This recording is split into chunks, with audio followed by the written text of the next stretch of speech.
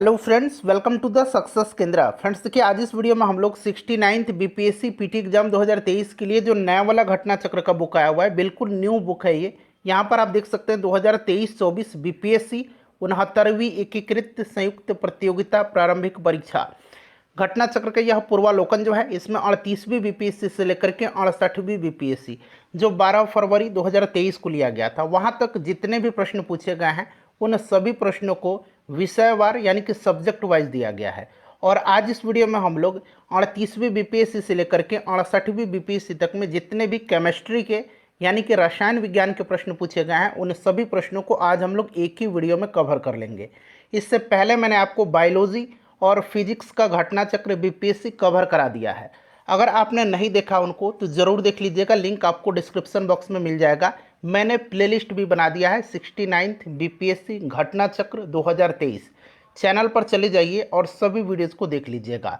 Friends, अगर आप channel पर पहली बार विजिट कर रहे हैं तो चैनल को सब्सक्राइब कर लीजिए और जो बेल आइकन है, घंटी का निशान है, उसको ज़रूर दबा लीजिएगा, ताकि जब भी 69वीं यानी कि 69th बीपीएससी से संबंधित कोई भी इंपॉर्टेंट वीडियो अपलोड किया जाए तो उसका नोटिफिकेशन सबसे पहले आपके पास पहुंच जाए।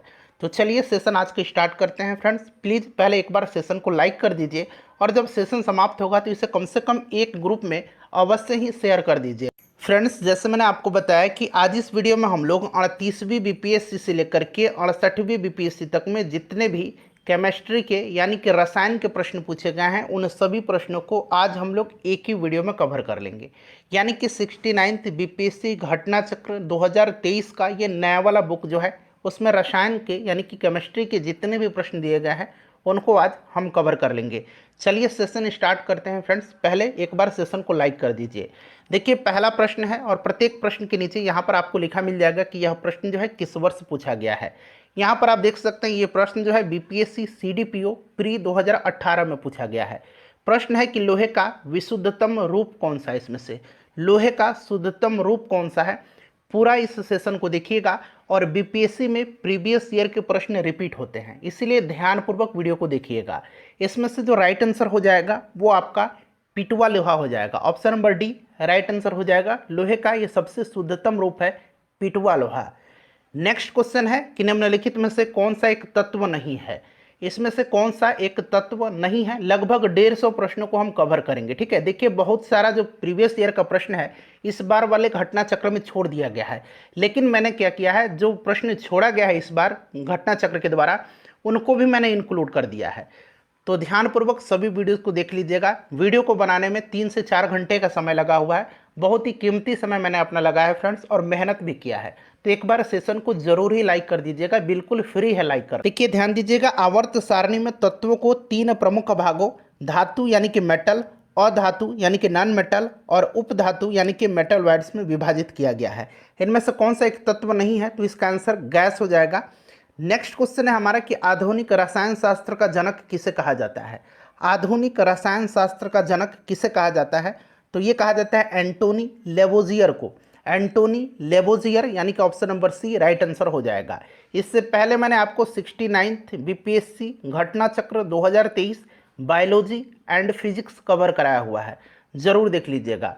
और 69th बीपीएससी पीटी एग्जाम 2023 के लिए जो घटना चक्र का साइंस है आज हमारा कंप्लीट हो जाएगा। चलिए अगला प्रश्न है कि परमाणु के नाभिक में, यहाँ नाभिक बना लीजिएगा, परमाणु के नाभिक में कौन से मूल कण होते हैं। तो देखिए परमाणु के नाभिक में जो है, आपको पता है फ्रेंड्स, परमाणु के नाभिक में जो है ये प्रोटॉन और न्यूट्रॉन होते हैं।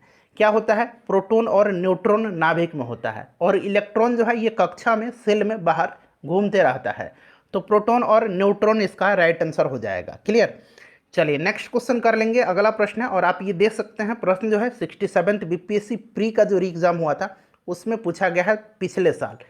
किस नियम के अनुसार समान ताप और दाब पर सभी गैसों के निश्चित आयतन में अणुओं की संख्या समान होती है।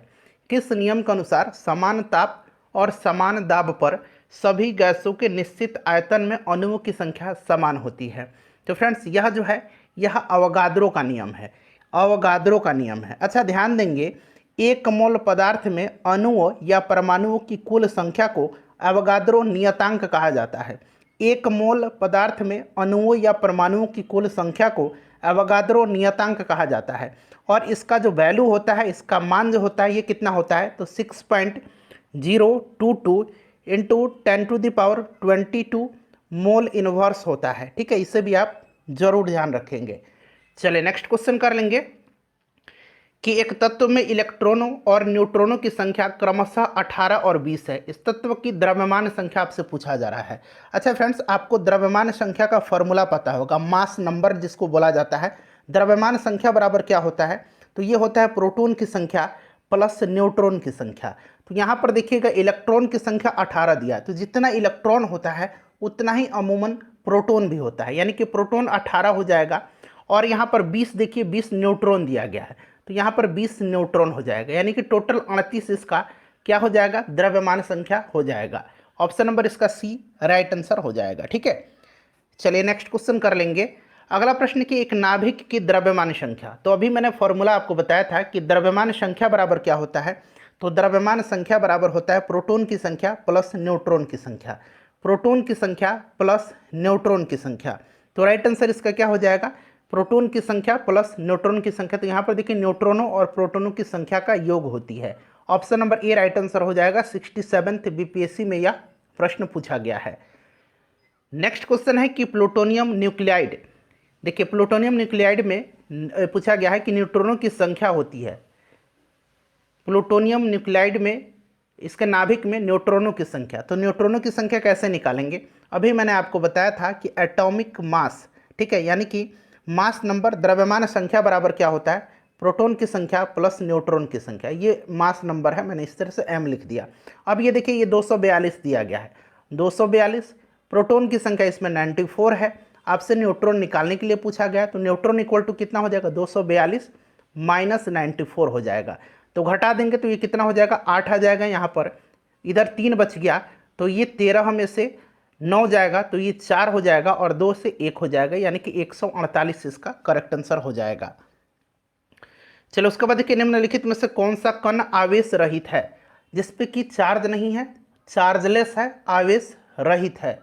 चलिए तो आवेश रहित इसमें से न्यूट्रॉन हो जाएगा। न्यूट्रॉन एक चार्जलेस पार्टिकल है, आपको भी याद है। अच्छा, न्यूट्रॉन की खोज किसने किया था, न्यूट्रॉन की खोज किसने किया था बताएंगे, जेम्स चैडविक ने किया था। ठीक है, चलिए नेक्स्ट क्वेश्चन है कि निम्नलिखित में से कौन सा एक रेडियोधर्मी तत्व द्वारा उत्सर्जित धनात्मक रूप से आवेशित कण है। चलिए बताइए इसका राइट आंसर क्या हो जाएगा। तो देखिए ये आपका हो जाएगा अल्फा किरण। अल्फा कण के 2 धन आवेश होते हैं और इसका द्रव्यमान हीलियम के परमाणु के बराबर होता है। ये अल्फा किरण हो जाएगा।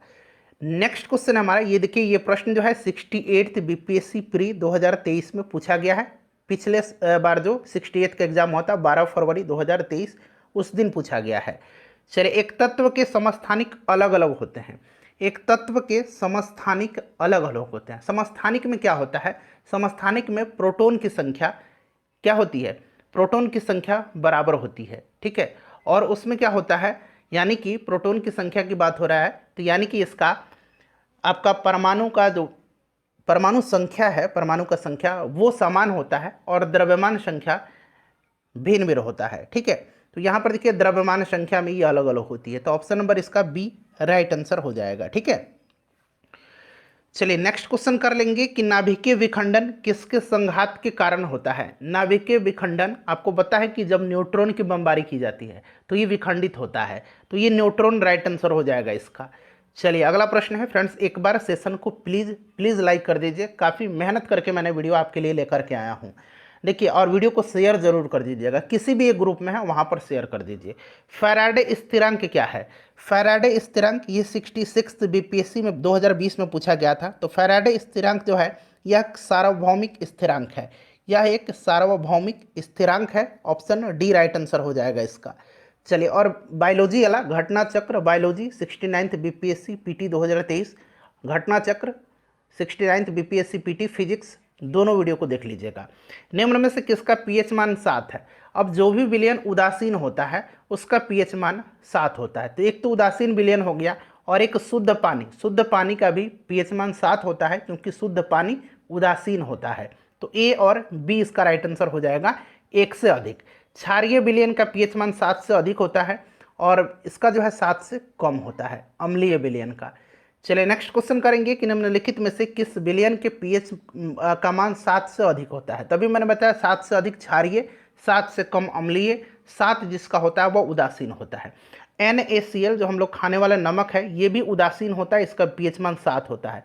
शुद्ध जल का भी पीएच मान 7 ही होता है, शुद्ध जल का पीएच मान 7 ही होता है, इसे भी आप जरूर याद रखेंगे, ठीक है। चलिए तो राइट आंसर क्या हो जाएगा, क्षारीय विलयन। अगला प्रश्न है कि पानी का पीएच मान, तो पानी का पीएच मान 7 होता है, अभी मैंने आपको बता भी दिया। निम्नलिखित में से किसका गलनांक सबसे उच्च होता है। 66 बीपीएससी का प्री का जो एग्जाम हुआ था 2020 में, वो प्रश्न पूछा गया है इसमें कि किसका गलनांक सबसे उच्च होता है। तो निम्नलिखित में से बोरोन का जो है गलनांक सबसे उच्च होता है। इनमें से बोरोन का। नीलम यानी कि रूबी का रासायनिक सूत्र पूछा गया है। रूबी का रासायनिक सूत्र क्या होता है, तो रूबी का रासायनिक सूत्र जो होता है ये एल्युमिनियम ऑक्साइड है, Al2O3 इसका राइट आंसर हो जाएगा। अगला प्रश्न है कि एक घोल का पीएच 3 से 6 बदलता है, H+ आयन की सांद्रता इसकी क्या होगी, ठीक है। अब यहाँ पर देखिएगा, आपको पता है ना कि पीएच जो होता है इसका क्या होता है फॉर्मूला, तो इसका होता है -log of H+ ion, clear, H+ ion. अब यहाँ पर दिया गया है कि जब पीएच 3 है तो H+ आयन कितना है, 10⁻³ और जब 6 हो जाएगा तब कितना हो जाएगा, तो 10⁻⁻6 हो जाएगा, ठीक है। अब क्या करेंगे हम, 10⁻⁻6 को 10⁻³ से डिवाइड कर देंगे, ठीक है। तो ऊपर ये जाएगा तो ये प्लस में जाएगा ऊपर यहाँ पर, ठीक है। तो ये ऊपर प्लस में जब जाएगा तो बचेगा कितना, 10⁻⁻3, यानी कि ये कितना हो जाएगा, 1 पर 1 2 3 जीरो आ जाएगा, यानी कि 1000 गुना कम हो जाएगी, ठीक है, 1000 गुना कम हो जाएगी। चलिए ब्रोमीन होती है, ब्रोमीन होती है, तो ब्रोमीन क्या है, ब्रोमीन गहरा लाल रंग धारित तीक्ष्ण गंध वाला एक वाष्पशील द्रव होता है। इसका परमाणु क्रमांक 35 होता है, याद है ब्रोमीन, ठीक है, 35 होता है और यह कमरे के ताप पर द्रव अवस्था में होता है, ठीक है। राइट आंसर इसका लाल द्रव हो जाएगा। चलिए नेक्स्ट क्वेश्चन है कि निम्नलिखित में से कौन सा रेडियोधर्मी तत्व नहीं है। रेडियोधर्मी तत्व इसमें से कौन सा नहीं है, तो देखिए इसमें से थोरियम, यूरेनियम, रेडियम है, कैडमियम नहीं है इसमें से रेडियोधर्मी तत्व। नेक्स्ट क्वेश्चन है हमारा कि संघनन क्या है। संघनन क्या है बताएंगे, संघनन क्या है, संघनन क्या है, राइट आंसर इसका क्या हो जाएगा, वाष्प का द्रव में परिवर्तन, वाष्प का द्रव में परिवर्तन, ये संघनन कहलाता है। चलिए वेल्डिंग में प्रयोग होने वाली गैस कौन सी है। वेल्डिंग में प्रयोग होने वाली गैस सबसे ज़्यादा वेटेज बायोलॉजी का ही होता है, बायोलॉजी को ध्यानपूर्वक आप लोग पढ़िएगा, ठीक है। चलिए वेल्डिंग में प्रयुक्त होता है, तो वेल्डिंग जो है गैस वेल्डिंग एक प्रक्रिया होती है जिसमें एसिटिलीन और ऑक्सीजन अभिक्रिया द्वारा ताप के माध्यम से धातुओं को पिघला करके जोड़ने का काम किया जाता है, ठीक है। ऑक्सी एसिटिलीन वेल्डिंग सबसे अधिक प्रचलित विधि है, तो राइट आंसर इसका हो जाएगा ऑक्सीजन और एसिटिलीन, ठीक है। ऑक्सी एसिटिलीन वेल्डिंग सबसे अधिक प्रचलित विधि है। नेक्स्ट क्वेश्चन है कि गैल्वेनाइज्ड लोहे की पाइप पर परत होती है, तो इस पर जो है लोहे एवं इस्पात को जंग से बचाने के लिए उस पर जिंक की पतली परत चढ़ाई जाती है और ये पतली परत जिंक की चढ़ाने की जो विधि होती है इसको गैल्वेनाइजेशन और हिंदी में इसको यसद लेपन कहते हैं, इसको यसद लेपन कहा जाता है, ठीक है, इसे भी ध्यान रखेंगे। राइट आंसर इसका क्या हो जाएगा, ऑप्शन नंबर ई हो जाएगा, जस्तेकी। अगला प्रश्न है कि कपड़े साफ करने में प्रयोग होने वाले डिटर्जेंट क्या हैं। कपड़े साफ करने में प्रयोग होने वाले डिटर्जेंट जो है यह सल्फोनेट है, क्या है, ये डिटर्जेंट सल्फोनेट है। डिटर्जेंट कठोर जल में भी घुलनशील होते हैं, इसको भी ध्यान रखिएगा, ठीक है। नेक्स्ट क्वेश्चन है हमारा कि वह तत्व जो मानव पसीने के माध्यम से उत्सर्जित होता है, कौन सा ये तत्व है। अब देखिए पसीना जो होता है हमारा उसमें मुख्य रूप से पानी ज़्यादा होता है, परंतु इसमें खनिज अम्ल और यूरिया भी मौजूद होता है। पसीना में मुख्य रूप से सोडियम होता है, पोटेशियम होता है, कैल्शियम, मैग्नीशियम, जिंक, आयरन, ये सब तत्व पाए जाते हैं, इसीलिए इसका राइट आंसर 1 से अधिक हो जाएगा, ठीक है। चलिए नेक्स्ट क्वेश्चन है हमारा कि नीला थोथा रासायनिक रूप से है। नीला थोथा यानी कि ब्लू विट्रियोल जिसको कहा जाता है, रासायनिक नाम इसका कॉपर सल्फेट होता है, कॉपर सल्फेट होता है। इसका फॉर्मूला होता है CuSO4 × 5H2O, ठीक है, तो इसे भी आप ध्यान रखेंगे। चलिए अगला प्रश्न कर लेंगे फ्रेंड्स कि रसायन विज्ञान के अनुसार निम्न में से कौन सा भौतिक परिवर्तन का एक उदाहरण है। भौतिक परिवर्तन का, ठीक है, लोहे में जंग लगना ये रासायनिक है, पानी का उबलना यही जो है भौतिक परिवर्तन है, ठीक है। भौतिक परिवर्तन का उदाहरण ऑप्शन नंबर बी हो जाएगा, बाकी सभी इसमें से रासायनिक परिवर्तन के उदाहरण हैं। चलिए उसके बाद नेक्स्ट क्वेश्चन है कि निम्न में से कौन सा एक अलौह धात्विक, तो देखिए इसमें से कौन सा अलौह धात्विक खनिज है, तो निकेल, टीन और कोबाल्ट जो है ये अलौह धात्विक खनिज है, तो एक से अधिक इसका राइट आंसर हो जाएगा। चलिए उसके बाद देखिएगा कि ट्यूब लाइटों तथा प्रखनलियों में प्रयोग किया जाने वाला ग्लास किससे बनता है। यह ग्लास जो है यह किससे बनता है, बताइए राइट आंसर इसका क्या हो जाएगा। तो फ्रेंड्स यह बनता है सिलिका से, किससे, सिलिका से बनता है। अगला प्रश्न है हमारा कि निम्न में से किस धातु की विद्युत चालकता सबसे अधिक है। विद्युत चालकता सबसे अधिक जो है ये सिल्वर की है। यहाँ पर देखिए रजत दिया गया है, रजत इसका राइट आंसर हो जाएगा। नेक्स्ट हमारा कि पृथ्वी के वातावरण में सबसे प्रचुर मात्रा में पाई जाने वाली गैस कौन सी है। पृथ्वी के वातावरण में सबसे प्रचुर मात्रा में पाई जाने वाली गैस, तो सबसे प्रचुर मात्रा में जो है ये क्या पाया जाता है, आपको पता है कि सबसे प्रचुर मात्रा में नाइट्रोजन पाया जाता है। नाइट्रोजन होता है लगभग 78%, कितना होता है नाइट्रोजन, लगभग 78% पाया जाता है। ऑक्सीजन कितना पाया जाता है, तो ऑक्सीजन लगभग 21% पाया जाता है। ऑर्गन पाया जाता है 0.93%, इसे याद रखेंगे। और कार्बन डाइऑक्साइड पाया जाता है 0.03%। चलिए तो राइट आंसर इसका नाइट्रोजन हो जाएगा। अगला प्रश्न कर लेंगे फ्रेंड्स कि अल्कोहल को कार्बोक्सिलिक अम्ल में परिवर्तित किया जा सकता है। अल्कोहल को कार्बोक्सिलिक अम्ल में परिवर्तित किया जा सकता है, बताइए राइट आंसर इसका क्या हो जाएगा। राइट आंसर इसका क्या हो जाएगा, तो मात्र ऑक्सीडेशन के द्वारा, ठीक है, मात्र ऑक्सीडेशन के द्वारा। ऑप्शन नंबर ए इसका करेक्ट आंसर हो जाएगा। उसके बाद देखिए नाभिकीय रिएक्टर में नाभिकीय विखंडन से विद्युत उत्पन्न करने के लिए साधारणतः प्रयोग किया जाने वाला तत्व कौन सा है। नाभिकीय रिएक्टर में नाभिकीय विखंडन से विद्युत उत्पन्न करने के लिए साधारणतः प्रयोग किया जाने वाला तत्व कौन सा है। यह तत्व जो है यूरेनियम है। कौन सा है, यूरेनियम है। अगला प्रश्न के निम्न में से सबसे अच्छा अग्निशामक कौन सा है। सबसे अच्छा अग्निशामक कौन सा है, तो फ्रेंड्स यह कार्बन डाइऑक्साइड है, ठीक है। कार्बन डाइऑक्साइड सबसे अच्छा अग्निशामक है, आग बुझाने में इसका उपयोग किया जाता है। चलो उसके बाद देखिएगा कि फ्लोरीन, फ्लोरीन नहीं है ये फुलेरिन जो हम लोग पढ़ते हैं ना, कार्बन का अपरूप है फुलेरिन, ठीक है, यही है फुलेरिन, ठीक है, या फुलेरिन कहिए। अथवा बकीबॉल खाली स्थान दिया गया कार्बन परमाणुओं का बना होता है। देखिए फ्लोरीन जो होता है इसका प्रत्येक अणु 60 कार्बन परमाणुओं का गोलाकार समूह होता है, 60 कार्बन परमाणुओं का, तो 60 इसका राइट आंसर हो जाएगा। तो 60 देखिए ऑप्शन में नहीं दिया गया है, तो उपरोक्त में से कोई नहीं इसका करेक्ट आंसर हो जाएगा।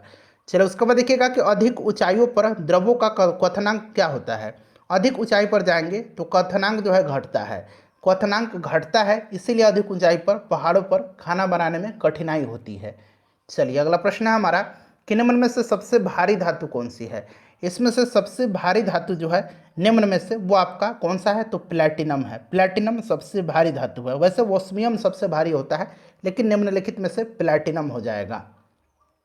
उस वैज्ञानिक का नाम बताए जिसने कहा था कि पदार्थ को ऊर्जा में बदला जा सकता है। पदार्थ को ऊर्जा में बदला जा सकता है, तो ये आइंस्टीन ने कहा था। किसने कहा था, आइंस्टीन ने कहा था। आइंस्टीन का आपको ये याद है ना इक्वेशन, =mc², ठीक है, तो आइंस्टीन राइट आंसर हो जाएगा।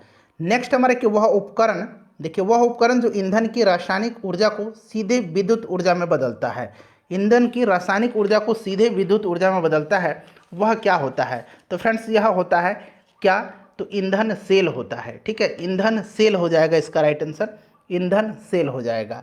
चलो उसके बाद देखिएगा कि टूटी हुई हड्डियों की रक्षा के लिए प्लास्टर ऑफ पेरिस का प्रयोग होता है, यह है। तो प्लास्टर ऑफ पेरिस क्या है, प्लास्टर ऑफ पेरिस एक जिप्सम है। देखिए जिप्सम इसका रासायनिक सूत्र क्या होता है, तो CaSO4 × 2H2O जिप्सम का फॉर्मूला होता है। जिप्सम को जब 373 केल्विन पर गर्म किया जाता है तो यह जल अणुओं को त्याग करके कैल्शियम सल्फेट हेमीहाइड्रेट यानी कि यह प्लास्टर ऑफ पेरिस बनता है। कैल्शियम सल्फेट हेमीहाइड्रेट ये प्लास्टर ऑफ पेरिस का फॉर्मूला है, ठीक है, और ये जो है ये जिप्सम का फॉर्मूला है। तो याद रखेंगे दोनों को, option number D right answer हो जाएगा। प्लास्टर ऑफ पेरिस का सूत्र अभी मैंने बताया था आपको, कैल्शियम सल्फेट हेमीहाइड्रेट, इस तरह से भी इसको लिखा जाता है CaSO4 इंटू हाफ H2O। तो देखिए यही हाफ यहाँ पर है, ठीक है, तो ये वाला सही हो जाएगा। एक हाइड्रोकार्बन जिसमें कार्बन के दो परमाणु द्विबंध यानी कि डबल बॉन्ड से जुड़े होते हैं, क्या कहलाता है? तो डबल बॉन्ड से जुड़े होते हैं उसको एल्कीन कहा जाता है, ट्रिपल बॉन्ड से एल्काइन कहा जाता है, सिंगल बॉन्ड से एल्केन कहा जाता है। अगला प्रश्न है कि सिरके का रासायनिक नाम क्या है? अच्छा, सिरके का रासायनिक नाम तो आपको पता है कि इसका एसिटिक एसिड होता है, ठीक है, CH3 जो होता है इसका सूत्र होता है, और इसका IUPAC नाम जो होता है ये क्या होता है? तो एथेनोइक अम्ल होता है, ठीक है। चलिए नेक्स्ट क्वेश्चन है हमारा कि निम्नलिखित में से कौन सा अम्ल सिरके में उपस्थित होता है? तो ये एसेटिक एसिड होता है। अगला प्रश्न है कि सोडा वाटर की बोतल खोलने पर निकलने वाली गैस कौन सी है? सोडा वाटर की बोतल खोलने पर निकलने वाली गैस जो है ये CO2 है, कार्बन डाइऑक्साइड गैस है। अगला प्रश्न कर लेंगे कि खनिज क्या है यानी कि मिनरल क्या है? तो मिनरल जो होते हैं ये प्राकृतिक रूप से पाया जाने वाला एक अकार्बनिक ठोस होता है, यह एक अकार्बनिक ठोस होता है, ठीक है। चलिए नेक्स्ट क्वेश्चन है हमारा कि वर्ष 1945 में नागासाकी में गिराए गए बमों में से कौन सा विस्फोट प्रयुक्त किया गया था? तो देखिए नागासाकी पर जो बम गिराया गया था, नागासाकी पर, ठीक है, ये गिराया गया था जब तो उस पर जो है प्लूटोनियम का प्रयोग किया गया था, और जब हिरोशिमा पर गिराया गया था तो उसमें यूरेनियम का प्रयोग किया गया था, तो ये प्लूटोनियम हो जाएगा, ठीक है, और हिरोशिमा पूछेगा तो हिरोशिमा पर यूरेनियम हो जाएगा। नेक्स्ट क्वेश्चन है कि एक ही प्रकार के परमाणु निम्न में से किस में मिलता है? एक ही प्रकार के परमाणु मिलते हैं प्राकृतिक तत्वों में, प्राकृतिक तत्वों में। अगला प्रश्न है कि सबसे अधिक क्रियाशील धातु कौन सी है? सबसे अधिक क्रियाशील धातु जो है ये पोटेशियम है, पोटेशियम सबसे ज़्यादा क्रियाशील है, ठीक है, ध्यान रखेंगे। उसके बाद देखिए निम्न में से किसे श्वेत धातु भी कहा जाता है? श्वेत धातु कहा जाता है प्लैटिनम को। ये देखिए 67th BPSC प्री एग्जाम जो हुआ था उसमें पूछा गया था। वनस्पति तेल से वनस्पति घी बनाने में प्रयुक्त होने वाली गैस कौन सी है? तो फ्रेंड्स यह गैस जो है यह गैस हाइड्रोजन है, हाइड्रोजन है। आपको याद होगा कि निकेल उत्प्रेरक की उपस्थिति में वनस्पति तेलों के साथ हाइड्रोजन वसा बनाती है, और यह क्रिया तेलों का हाइड्रोजनीकरण कहलाती है, ठीक है। तो ये आपका हाइड्रोजन राइट आंसर हो जाएगा। उसके बाद देखिए उत्कृष्ट धातु के संबंध में निम्नलिखित वाक्यों पर विचार करिए और बताना है कौन सा सही है। उत्कृष्ट धातु प्रकृति में शुद्ध रूप से प्राप्त होती है, बिल्कुल सही है। यूरेनियम सीसा उत्कृष्ट धातु के उदाहरण है। यूरेनियम तो है बट सीसा उत्कृष्ट धातु नहीं है, इसीलिए केवल कथन एक सही है, केवल कथन एक हो जाएगा। नेक्स्ट क्वेश्चन है कि आयोडीकृत लवण में रहता है, आयोडीकृत लवण में क्या रहता है बताइए? तो आयोडीकृत लवण में जो होता है इसमें पोटेशियम आयोडाइड होता है, ठीक है, पोटेशियम आयोडाइड होता है। चलिए नेक्स्ट क्वेश्चन कर लेंगे, पोटेशियम आयोडाइड हो जाएगा।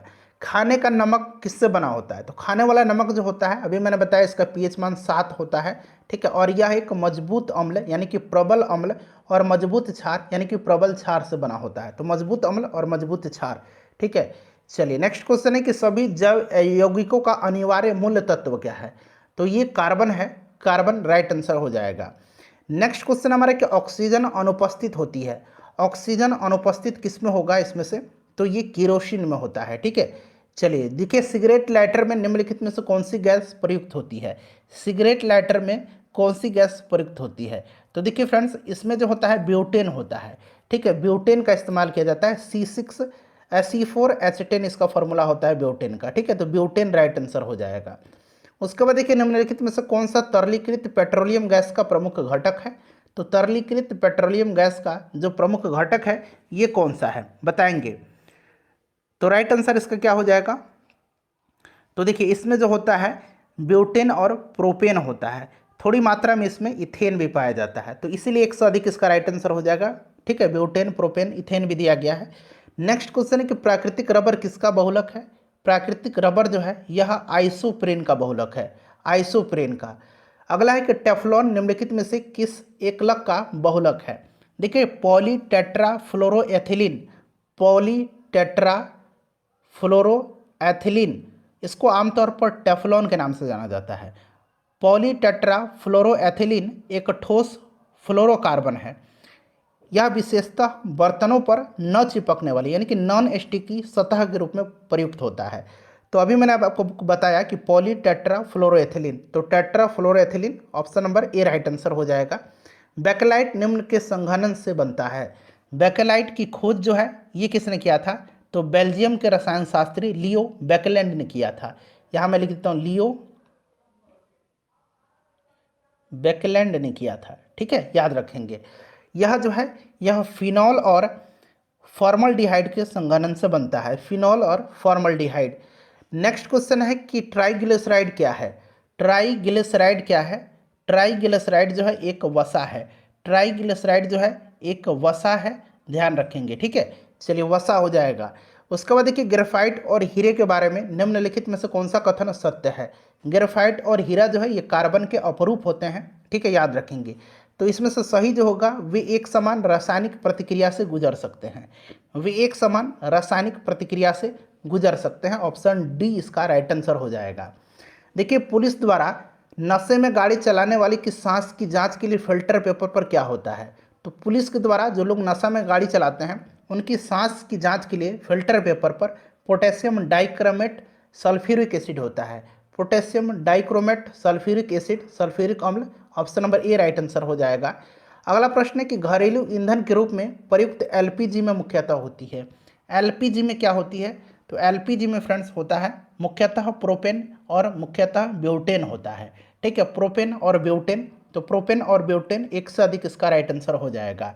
और देखिए एलपीजी के रिसाव की पहचान के लिए उसमें कुछ गंधयुक्त पदार्थ जैसे कि मरकैप्टन मिलाया जाता है, उसमें मरकैप्टन मिलाया जाता है। चलिए अगला प्रश्न कर लेंगे कि ग्रीन हाउस गैसों का मुख्य घटक होता है।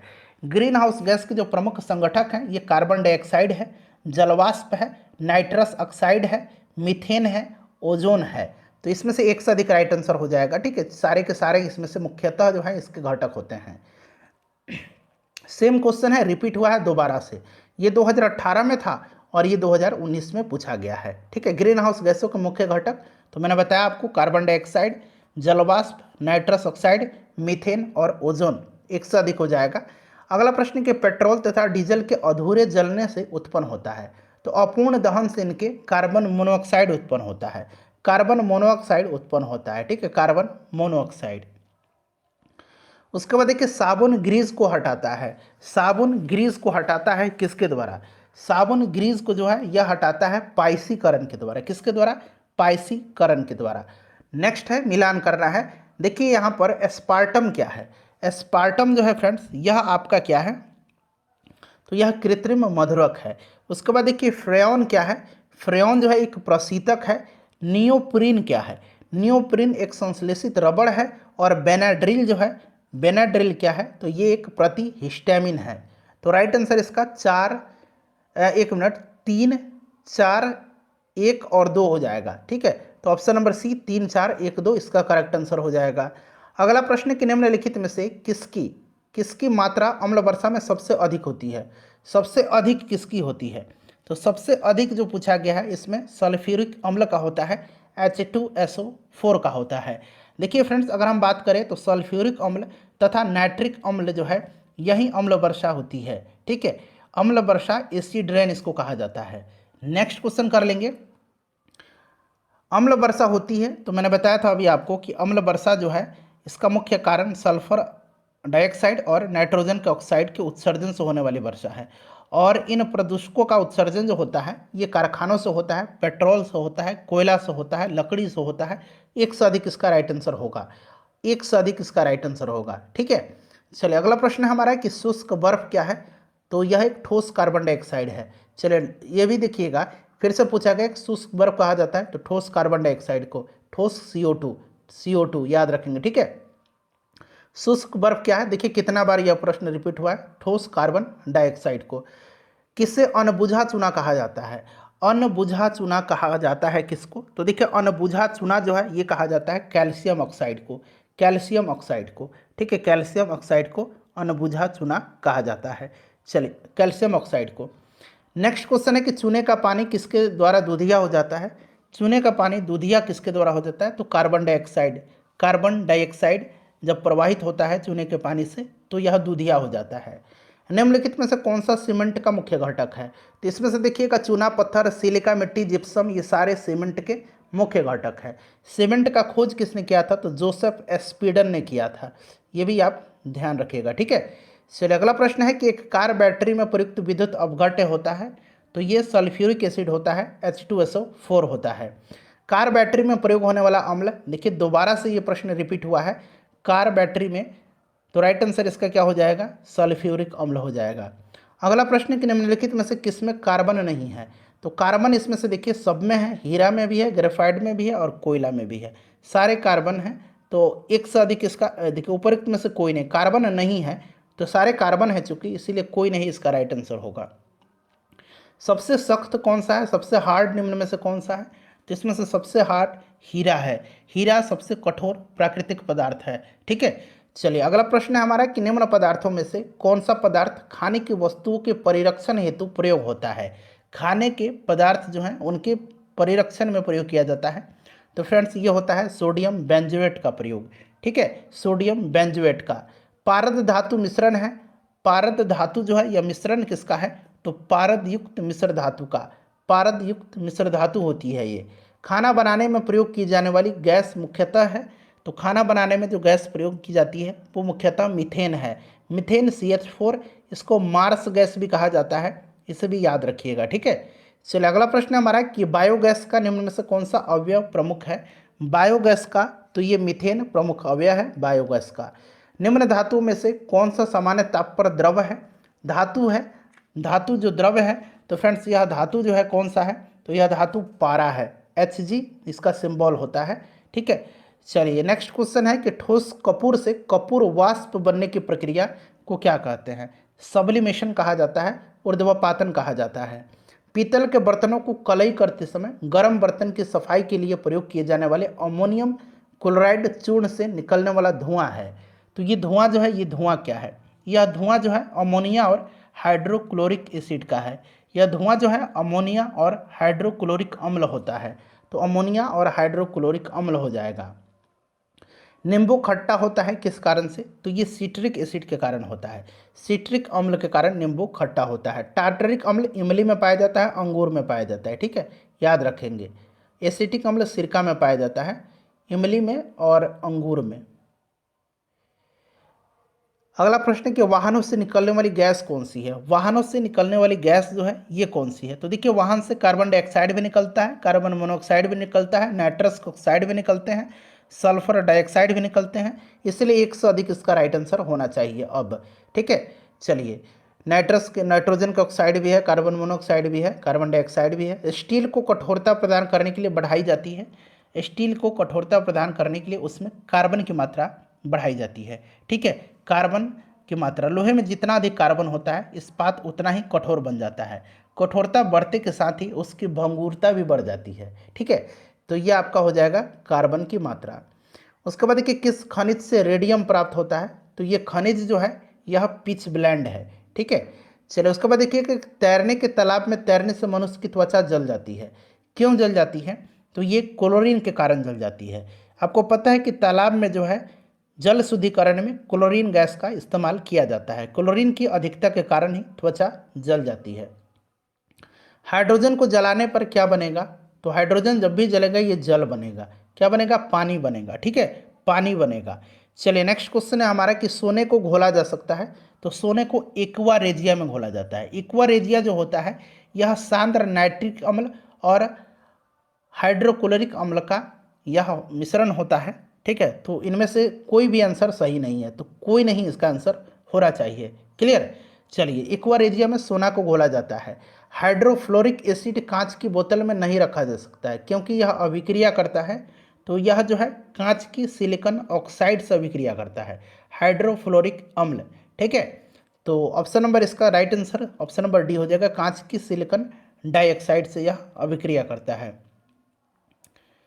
चलिए नेक्स्ट क्वेश्चन कर लेंगे कि वायु में थोड़ी देर रखने पर किसी धातु के, देखिए किसी धातु के ऊपर, यहाँ ऊपर बना लीजिएगा, ऊपर हरे रंग की बेसिक कार्बोनेट की परत जम जाती है, वह धातु कौन सा है? तो फ्रेंड्स यह धातु तांबा है। नेक्स्ट क्वेश्चन है कि निम्न में से किस रसायन के कारण पटाखे फूटने पर चमकदार लाल रंग दिखाई देता है? तो यह स्ट्रोंशियम के कारण होता है। किसके कारण से होता है? स्ट्रोंशियम के। विस्फोटक नाइट्रोग्लिसरीन है एक, विस्फोटक नाइट्रोग्लिसरीन जो है यह एक एस्टर है, इसका उपयोग विस्फोटक की तरह किया जाता है, एस्टर है यह। उसके बाद देखिएगा कि घरेलू एलपीजी सिलेंडरों में दाब मापक नहीं प्रदान किए जाते हैं, क्योंकि तो इसमें दाब मापक लगाने से दाब मापक के चोक हो जाने की संभावना रहती है, इसीलिए दाब मापक नहीं लगाया जाता है, ये एलपीजी द्वारा चोक हो जाते हैं। नेक्स्ट है कि निम्नलिखित में से किस खनिज द्वारा लोहा प्राप्त किया जाता है। लोहा जो है ये किया जाता है हेमेटाइट के द्वारा, ठीक है, हेमेटाइट लोहा का अयस्क होता है। विरंजक चूर्ण के लिए कौन सा कथन असत्य है, गलत कथन कौन सा है। तो देखिए हल्के पीले रंग का चूर्ण है, ऑक्सीकारक है, तनु अम्ल की प्रतिक्रिया से क्लोरीन निष्कासित करता है, या जल में अधिक विलय है, ये गलत है, यह जल में अधिक विलय नहीं होता है, यह जल में अल्प विलय होता है, ठीक है। अगला प्रश्न है कि जिस धातु क्रम प्रक्रिया के अंतर्गत धातु मिश्रित अवस्था में पाई जाती है उसको क्या कहते हैं, उसको क्या कहते हैं, उसको प्रगलन कहा जाता है, उसको प्रगलन कहा जाता है, ठीक है। चलिए निम्न में से कौन से पीतल के घटक हैं, पीतल के घटक इसमें से कौन सा है, तो तांबा और जस्ता है, तांबा और जस्ता है, ठीक है। चलिए अगला प्रश्न है हमारा कि जस्ते से एक बर्तन पर विद्युत लेपन की विधि में, तो विद्युत लेपन की विधि में जो है इसमें बर्तन को ऋण ध्रुव और शुद्ध जस्ते को धन ध्रुव बनाया जाता है, बर्तन को ऋण ध्रुव और शुद्ध जस्ते को धन ध्रुव बनाया जाता है। नेक्स्ट है कि जंग लगे लोहे के वजन में निम्नलिखित में से कौन सा परिवर्तन होता है, बताएंगे। इसका राइट आंसर क्या हो जाएगा, कौन सा परिवर्तन होता है, तो ये बढ़ता है लंबे समय तक। नेक्स्ट क्वेश्चन हमारा कि स्टेनलेस स्टील मिश्र धातु है, स्टेनलेस स्टील जो है इसमें iron, chromium, manganese, carbon in सब का होता है, लोहा निकेल, लोहा क्रोमियम, लोहा तांबा क्रोमियम, इसमें से एक से अधिक हो जाएगा। मैंने बताया ना कि आपका क्रोमियम होता है, निकेल भी होता है, ठीक है, और इसमें मैग्नीज भी होता है, तो एक से अधिक इसका राइट आंसर हो जाएगा, क्लियर। चलिए सिलिकॉन इसमें नहीं मिलाया जाता है। नेक्स्ट क्वेश्चन है कि निम्नलिखित में से किसमें ऋणात्मक आवेश होता है, ऋणात्मक आवेश इसमें से किस में होगा, यानी कि ऋण आवेश इसमें से किस पर होगा, बताइए राइट आंसर क्या हो जाएगा। ऋण आवेश जो होगा वो किस पर होगा, करेक्ट आंसर इसका क्या हो जाएगा, ऋण आवेश जो होगा ये आपका बीटा किरण पर होगा, किस पर होगा फ्रेंड्स, यह आपका बीटा किरण पर होगा, बीटा किरण राइट आंसर हो जाएगा, बीटा पर ऋण आवेश होता है। चलिए अगला प्रश्न कर लेंगे। नेक्स्ट क्वेश्चन है कि निम्नलिखित में से कौन सा इलेक्ट्रॉनिक समरूपण धातु तत्व के लिए होता है, धातु तत्व के लिए, तो ये देखिए आपका धातु नहीं होगा, ये तो स्टेबल है यानी कि अक्रिय गैस है, ये भी अक्रिय है, ये है आपका हैलोजन, ठीक है, 7 है, तो ये वाला जो है धातु के लिए होगा। देखिए 2, 8, 10, 8, 18, 2, 20 किसका है, कैल्शियम का है, कैल्शियम क्या है, तो कैल्शियम एक धातु है, ठीक है। चलिए नेक्स्ट क्वेश्चन है हमारा कि सीओ समूह का आबंध क्रम क्या है, सीओ समूह का आबंध क्रम जो है ये 3 होता है, क्या होता है, 3 होता है, ठीक है, 3 इसका राइट आंसर हो जाएगा।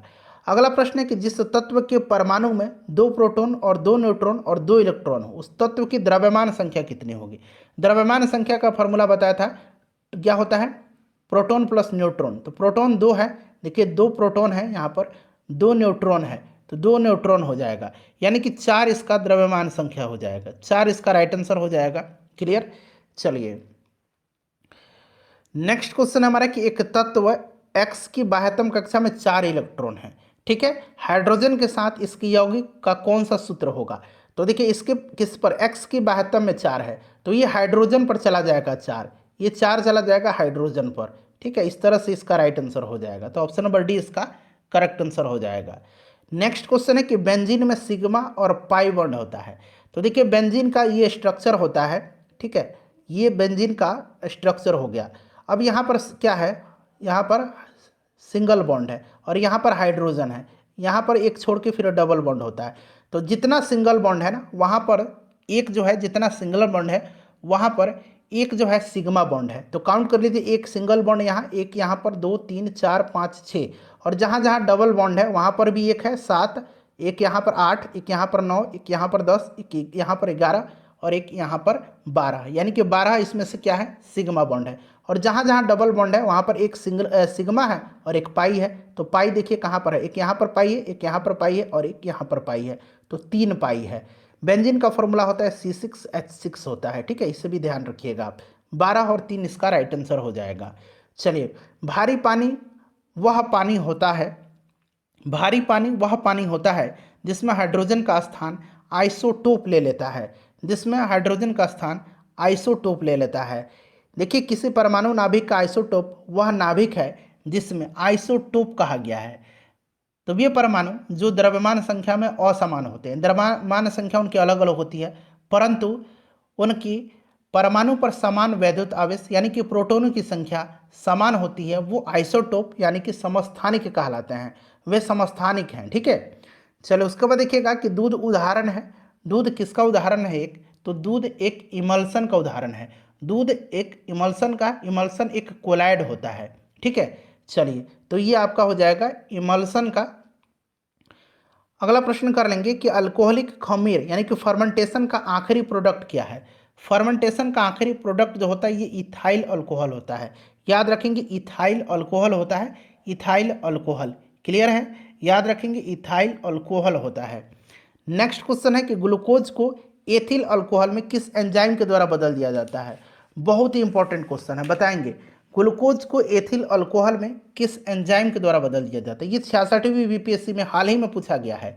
तो फ्रेंड्स ये जाइमेज है, जाइमेज इसका राइट आंसर हो जाएगा। ठीक है, जाइमेज में इथाइल अल्कोहल में बदल दिया जाता है। ठीक है, चलो उसके बाद देखिए शक्कर की किण्वन से क्या बनता है?